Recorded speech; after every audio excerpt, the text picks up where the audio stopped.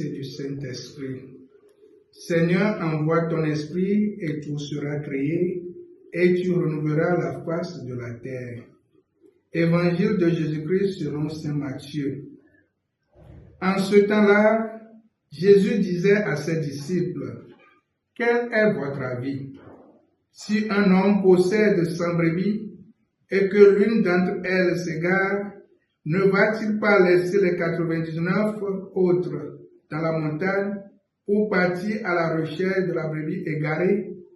Et s'il arrive à la retrouver, amen, je vous le dis, il se réjouit pour elle plus que pour les 99 qui ne sont pas égarés. Ainsi, votre Père qui est aux cieux ne veut pas qu'un seul de ses petits soit perdu. » Acclamons la parole de Dieu. Louange à toi, Seigneur Jésus. Chers frères et sœurs, nous sommes aujourd'hui le mardi 10 décembre 2024. Au thème de la lecture de l'évangile de ce jour, il y a une question qui vient dans ma tête. Quelle est la volonté de notre Dieu? Sa volonté, c'est de ne pas perdre aucun de ses enfants.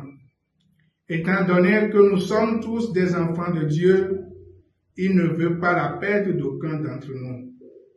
C'est le cœur de son évangile et c'est ce qui donne sens à l'incarnation de Jésus que nous allons fêter à Noël.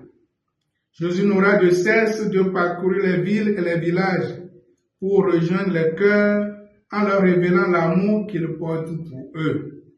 Cet amour qui le pousse à aller jusqu'à chercher celui ou celle qui s'éloigne ou s'égare.